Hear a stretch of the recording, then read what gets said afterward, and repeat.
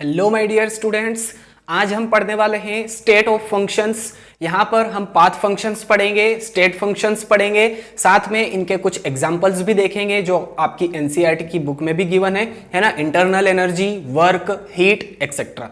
ठीक है, तो प्लीज फोकस के साथ में वीडियो को एंड तक ध्यान से देखना है। बिल्कुल इजीली डेली लाइफ के एग्जाम्पल के थ्रू हम ये टॉपिक आज क्लियर करेंगे और बिल्कुल बहुत ही अच्छे से ये टॉपिक आपको क्लियर होगा, मजा भी आएगा। ठीक है, चलिए अब सबसे पहली बात तो स्टेट ऑफ सिस्टम, इसकी डेफिनेशन क्या है ये हम देख लेते हैं। तो क्या लिखा, the condition of a system that is described in terms of certain observable or measurable properties is known as state of system। ठीक है, सिस्टम क्या है, सबसे पहली बात तो ये ध्यान रखिएगा, सिस्टम क्या होता है, सराउंडिंग क्या होता है। तो इसके लिए आप प्रीवियस वीडियो जरूर देख लीजिएगा, है ना, डिस्क्रिप्शन बॉक्स में लिंक आपको मिल जाएगी। ठीक है, तो यहाँ पर अगर कोई सिस्टम है उसकी कंडीशन को हमें एक्सप्लेन करना है, डिस्क्राइब करना है, तो जो ऑब्जर्वेबल प्रॉपर्टीज या जो मेजरेबल प्रॉपर्टीज है सिस्टम की, उन्हीं को हम कहते हैं स्टेट ऑफ फंक्शन, है ना। जैसे कि टेम्परेचर हो गया, वॉल्यूम हो गया, प्रेशर हो गया, है ना, एंट्रोपी है, एंथैल्पी है, इंटरनल एनर्जी है, वर्क, हीट, ये सभी क्या है, स्टेट ऑफ फंक्शंस है। तो इनको भी अलग अलग कैटेगरी में डिवाइड किया गया है। पहला है यहाँ पर स्टेट फंक्शंस और स्टेट वेरिएबल्स, है ना। इनको स्टेट वेरिएबल्स भी कहा जाता है, स्टेट फंक्शंस भी कह सकते हैं हम।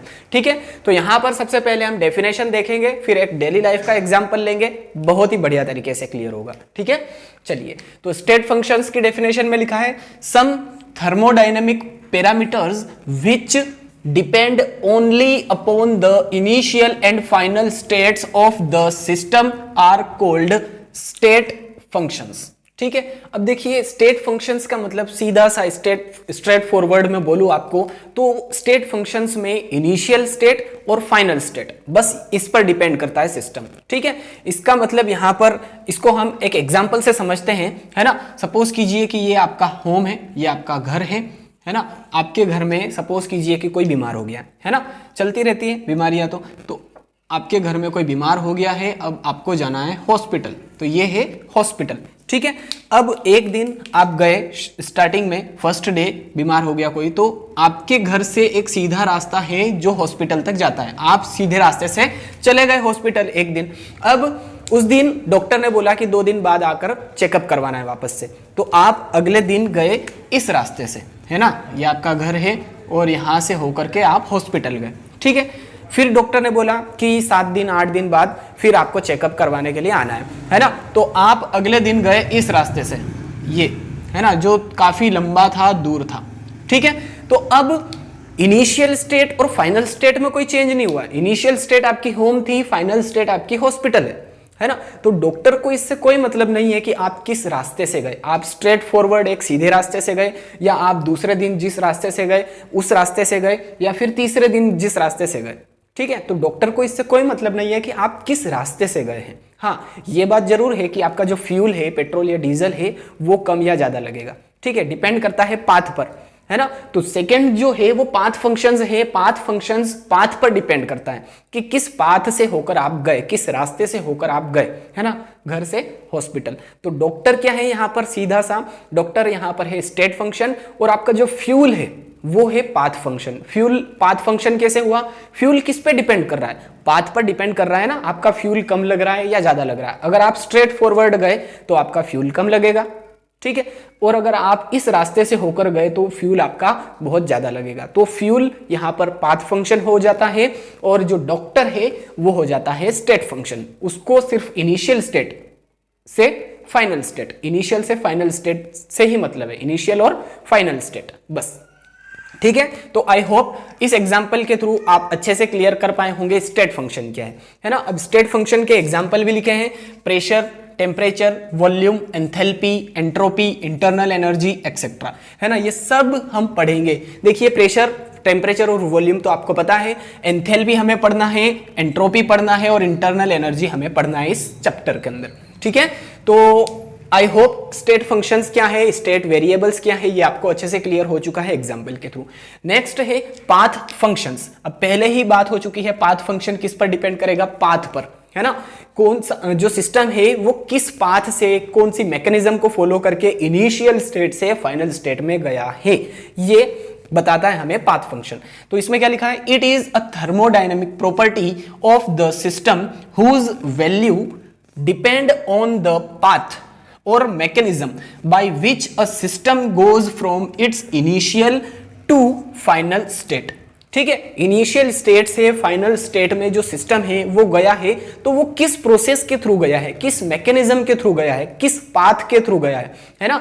आपकी इनिशियल स्टेट होम थी, आप इस पाथ से होकर गए हैं या इस पाथ से होकर गए हैं या इस पाथ से होकर गए हैं, किस पाथ से होकर गए हैं हॉस्पिटल, है ना। तो यहां पर इनिशियल और फाइनल स्टेट से कोई मतलब नहीं होता है पाथ फंक्शंस में। पाथ फंक्शंस में नाम से ही क्लियर है, देखिए पाथ फंक्शन में पाथ से मतलब होता है ना, किस रास्ते से होकर के आप गए हैं, बस ये यहां पर मैटर करता है पाथ फंक्शन के अंदर। ठीक है, अब पाथ फंक्शन के दो मेन एग्जांपल हैं, एक है वर्क और दूसरा है हीट। दोनों को हम अभी पढ़ेंगे, है ना। वर्क तो आपको हेडिंग दिख ही रही होगी, हीट भी पढ़ेंगे और एक स्टेट फंक्शन का एग्जांपल पढ़ेंगे, इंटरनल एनर्जी। ठीक है, तो आई होप पाथ फंक्शन और स्टेट फंक्शन क्या है ये आपको अच्छे से क्लियर हो चुका है। नेक्स्ट है यहां पर हेडिंग हमारी वर्क, अगला टॉपिक है वर्क, है ना। अब वर्क का मतलब क्या होता है, काम, बिल्कुल सही है, कोई दिक्कत नहीं है। तो यहां पर इसकी सबसे पहले डेफिनेशन देखते हैं, फिर एक और एग्जांपल लेंगे और इसको क्लियर करेंगे। When a body is displaced from one place to another work is said to be done, है ना। जब एक बॉडी एक जगह से दूसरी जगह पर डिस्प्लेस हो रही है तो वहां पर हम कह सकते हैं कि काम हुआ है ना, वर्क हुआ है। इसको एक एग्जांपल से हम समझते हैं, ये स्क्रीनशॉट ले लीजिए आप, उसके बाद में मैं आपको बताता हूं इसका एग्जांपल। ठीक है, चलिए वर्क को हम इस डायग्राम के थ्रू समझने की कोशिश करते हैं, है ना। वर्क की डेफिनेशन हमने पढ़ी है कि जो बॉडी है वो एक प्लेस से दूसरे प्लेस पर अगर डिस्प्लेस होता है तो उसे हम क्या कहते हैं, वर्क कहते हैं, है ना। वर्क हुआ है ऐसा हम कहते हैं। तो यहां पर सपोज कीजिए कि ये जो एक कंटेनर है, इसके अंदर कोई गैस के मॉलिक्यूल्स रखे हुए हैं, है ना, गैस ली है इस कंटेनर के अंदर हमने। अब जब इसको हम हीट नहीं कर रहे थे, चलिए मैं यहां से ये बर्नर हटा देता हूं, है ना। जब इसको हम हीट नहीं कर रहे थे उस टाइम पे इसका वॉल्यूम था V1। ठीक है, वॉल्यूम क्या था, V1 था। अब हम क्या कर रहे हैं, यहां पर इसको हीट अप कर रहे हैं, नीचे बर्नर रखा हमने और बर्नर के थ्रू इसको गर्म कर रहे हैं, है ना, हीट दे रहे हैं इसमें। ठीक है, तो जैसे ही हमने हीट दी इसको, यहां पर जो गैस के मॉलिक्यूल्स है, जो गैस के पार्टिकल्स है छोटे छोटे, उनकी काइनेटिक एनर्जी बढ़ेगी, है ना। काइनेटिक एनर्जी बढ़ने से यहां पर ये जो पिस्टन लगा हुआ था ये एक्सपेंड हो जाएगा, मतलब ये काइनेटिक एनर्जी बढ़ने से ये गैस के जो मॉलिक्यूल्स है, पार्टिकल्स है, ये इस पिस्टन को पुश करेंगे, ऊपर की तरफ धकेलेंगे। तो यहां पर जो फाइनल स्टेट का जो वॉल्यूम है वो है V2। ठीक है, पहले क्या था, V1 था, अब यहां पर क्या हो गया, V2 हो गया।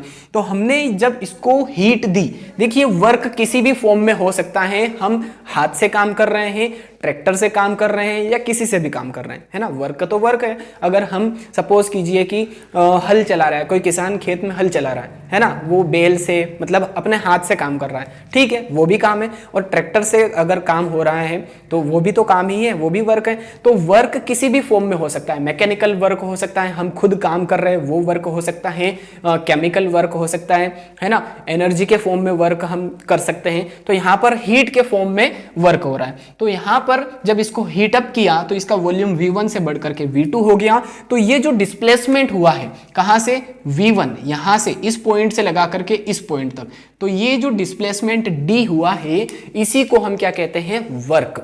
ठीक है, तो हम यहां पर क्या लिख सकते हैं, W, इसको वर्क को डिनोट करते हैं स्मॉल w से। तो W is equals to F, force into D, है ना। फोर्स यहां पर हीट के थ्रू लग रहा है ना, हीट के थ्रू यहां पर काइनेटिक एनर्जी बढ़ेगी मॉलिक्यूल्स की और ये पुश करेंगे तो फोर्स लग रहा है। तो W is equals to F into D, force into displacement.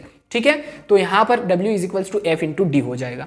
अब आगे और क्या लिखा था यहां पर, the energy used in this displacement is equal to the work done. बिल्कुल सही है, जो एनर्जी हम यहां पर यूज करेंगे वो किसके इक्वल होगी, वर्क डन के इक्वल होगी, है ना। The energy used in this displacement, जो डिस्प्लेसमेंट हुआ है उसमें जितनी एनर्जी यूज हुई है वो एनर्जी किसके इक्वल होगी, वर्क डन के। ठीक है, तो आई होप वर्क क्या है, डायग्राम के थ्रू आप अच्छे से क्लियर कर पाए होंगे, इसका स्क्रीनशॉट ले लीजिए। इसके बाद हम देखने वाले हैं इंटरनल एनर्जी एंड हीट। ठीक है, चलिए गाइज, अब नेक्स्ट टॉपिक है हमारा हीट। अब हीट का मतलब हम ठंडे और गर्म से लगाते हैं, है ना। हीट का मतलब क्या होता है, ठंडा या गर्म। ठीक है, तो यहां पर देखते हैं हीट की डेफिनेशन क्या लिखी है। The energy transferred due to temperature difference within the system and surrounding is known as heat. इसको डिनोट करते हैं हम क्यू से।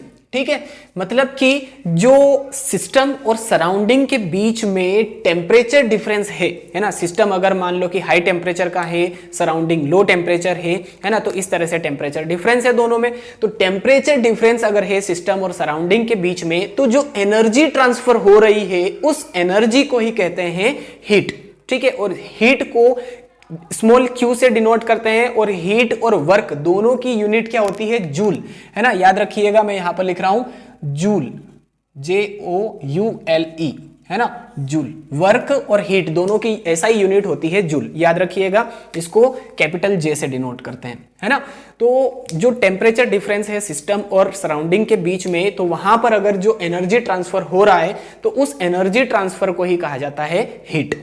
ठीक है, इसको डिनोट करते हैं हम स्मॉल क्यू से।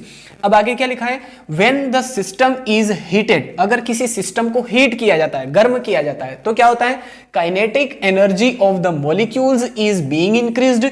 ये हम पहले पढ़ चुके हैं कि अगर किसी सिस्टम को हम हीट कर रहे हैं तो उसके जो मॉलिक्यूल्स है उसकी काइनेटिक एनर्जी इंक्रीज हो जाएगी, और काइनेटिक एनर्जी इंक्रीज होने से उसकी जो इंटरनल एनर्जी है वो भी इंक्रीज हो जाएगी। इंटरनल एनर्जी क्या होता है ये अभी हम यहां पर पढ़ेंगे, जो यहां पर टॉपिक लिखा है उसको भी हमें देखना है। ठीक है, तो जब हम किसी सिस्टम को हीट करते हैं उसके मॉलिक्यूल्स की काइनेटिक एनर्जी बढ़ती है ना। काइनेटिक एनर्जी बढ़ने से उस सिस्टम की इंटरनल एनर्जी भी बढ़ेगी, है ना। तो जितनी ज्यादा काइनेटिक एनर्जी होगी उतनी ही ज्यादा इंटरनल एनर्जी होगी उस सिस्टम की। ठीक है, तो अब यहां पर साइन कन्वेंशन देख लेते हैं हीट के लिए। तो दो टाइप से यहां पर शो कर सकते हैं हम हीट को, प्लस क्यू और माइनस क्यू। प्लस क्यू कब होगा, पॉजिटिव कब होगा, जब एब्जॉर्ब करेगा कोई सिस्टम हीट को तो उसे हम लिखेंगे प्लस क्यू, और जब कोई सिस्टम इवॉल्व करेगा हीट को तो उसे हम लिखेंगे माइनस क्यू। याद रखिएगा, है ना भाई। अगर कोई सिस्टम है उसको हम हीट दे रहे हैं, है ना, कोई सिस्टम है उसको हम हीट दे रहे हैं, तो उसकी खुद की एक तो हीट होगी और दूसरी हम ऊपर से दे रहे हैं, तो उसकी हीट क्या हो जाएगी, इंक्रीज हो जाएगी, पॉजिटिव। तो इसको इस तरह से भी याद रख सकते हैं। अगर कोई हीट एब्जॉर्ब कर रहा है कोई सिस्टम तो उसे हम प्लस क्यू लिखेंगे, और अगर कोई सिस्टम हीट इवॉल्व कर रहा है, हीट को बाहर निकाल रहा है, तो उसकी मान लेते हैं कि 10 जूल हीट है उसके पास में, है ना, 10 जूल है, तो वो इवॉल्व कर रहा है, बाहर निकाल रहा है ना। तो 10 जूल में से 4 जूल रह गई, 6 जूल रह गई, 8 जूल रह गई, तो माइनस हुआ ना, तो इसलिए माइनस क्यू। ठीक है, तो जब कोई सिस्टम हीट को एब्जॉर्ब करता है तो प्लस क्यू, हीट को इवॉल्व करता है, बाहर निकालता है हीट को, तो माइनस क्यू। ठीक है, साइन कन्वेंशन हमने वर्क के लिए नहीं पढ़ा है ना, मैं भूल गया था वर्क के लिए, तो मैं आपको यहां पर अभी बता देता हूं वर्क के लिए क्या होगा sign convention. Work done by the system, work done by the system, और दूसरा होता है work done on the system. ठीक है, अब work done by the system इसके लिए आएगा नेगेटिव, है ना, माइनस W। और अगर work done on the system, है ना, वर्क कर रहे हैं हम सिस्टम के ऊपर, तो यहां पर आएगा प्लस W, है ना। याद रखिएगा, माइनस W कब, जब कोई सिस्टम वर्क कर रहा है, सिस्टम खुद काम कर रहा है तो माइनस W, और सिस्टम के ऊपर काम हो रहा है तो प्लस W, है ना भाई। काम करेगा, कैसे काम करेगा, एनर्जी होगी तभी काम करते हैं हम। अगर हमारे अंदर एनर्जी है तो हम काम करेंगे, है ना, एनर्जी नहीं है तो काम कैसे करेंगे। तो हम एनर्जी के थ्रू काम करते हैं। तो हम अगर काम कर रहे हैं तो एनर्जी कम हो रही है। मान लो कि मैं एक सिस्टम हूं, है ना, मैं काम कर रहा हूं, तो काम करने में एनर्जी लॉस हो रही है मेरी, है ना, एनर्जी कम हो रही है, तो कम हो रही है इसलिए माइनस W। और अगर मैं बैठा हूँ, आराम से खा रहा हूँ, पी रहा हूँ, मेरी एनर्जी इंक्रीज हो जाएगी, मेरे मतलब ज़्यादा एनर्जेटिक हो जाऊंगा, मैं ज़्यादा देर तक काम करूंगा। तो इसको इस तरह से भी हम समझ सकते हैं कि अगर कोई सिस्टम खुद काम कर रहा है, मैं खुद काम करूंगा, मेरी एनर्जी कम हो जाएगी, तो -W। अगर मुझे अच्छा खिला रहे हैं, पिला रहे हैं, तो मैं लंबे टाइम तक काम करूंगा, यानी कि मेरी जो काम करने की कैपेबिलिटी है, कैपेसिटी है, वो इंक्रीज हो जाएगी। तो यहाँ पर इंक्रीज के लिए प्लस, ठीक है। तो work done by the system -W और work done on the system +W, है ना। सिस्टम काम कर रहा है तो -W, सिस्टम के ऊपर काम हो रहा है तो +W, ठीक है। चलिए अब नेक्स्ट टॉपिक है हमारा इंटरनल एनर्जी। अब इंटरनल एनर्जी का मतलब क्या होता है, अंदर की एनर्जी, है ना। जो सब्सटेंस है, जो सिस्टम है, उसके अंदर की जो एनर्जी है ना, वो कितनी है, इंटरनल एनर्जी। तो इसमें डेफिनेशन में क्या लिखा है, it is the sum of different types of energies present in the substance of the system denoted by E और U, ठीक है। कैपिटल E या फिर कैपिटल U से डिनोट करते हैं इंटरनल एनर्जी को। अब इंटरनल एनर्जी क्या होती है, sum of different types of energies present in a substance of the system, है ना। किसी सिस्टम के सब्सटेंस के अंदर कितनी अलग अलग टाइप की एनर्जीज हैं, उन सब एनर्जीज को अगर हम प्लस कर देंगे तो उसे हम कहेंगे इंटरनल एनर्जी, डिनोट करते हैं E या फिर U से।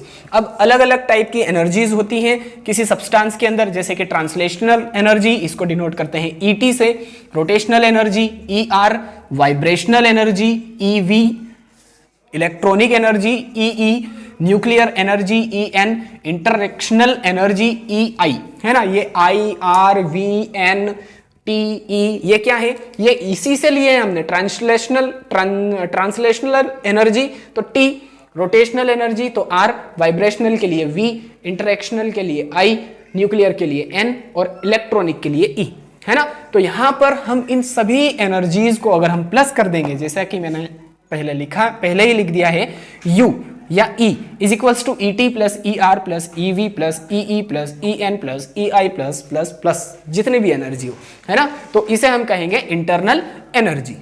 तो आई होप आज जो हमने टॉपिक देखे हैं वो सभी के सभी आपको अच्छे से क्लियर हो चुके हैं। स्टेट फंक्शंस क्या है, पाथ फंक्शंस क्या है, वर्क, हीट, इंटरनल एनर्जी, ये सब कुछ आज आपको अच्छे से क्लियर हो चुका है। वीडियो देखने के लिए थैंक यू सो मच। जय हिंद।